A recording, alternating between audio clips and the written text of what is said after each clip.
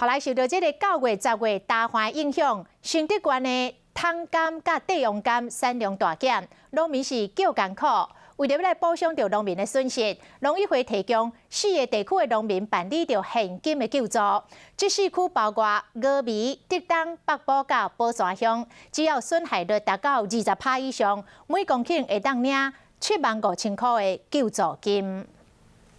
来到农田，本来应该伫咧树顶发个真水柑仔，拢落伫咧涂骹，受到9月、10月可旱影响，互柑仔产量变少，农民损失严重。确实受灾很严重，去了90%，往年差不多12000斤，今年是差不多2000斤，没有办法啊，不然怎么办？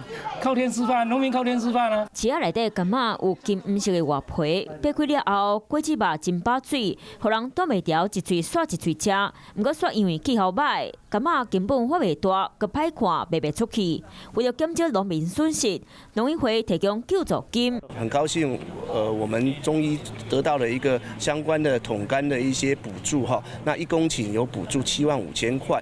救助的所在有种汤柑的峨眉乡、竹东镇、北埔乡，佮有汤柑含地黄柑拢有种植的宝山乡。若是损害率超过20%，农民每家会当领75000块的救助金。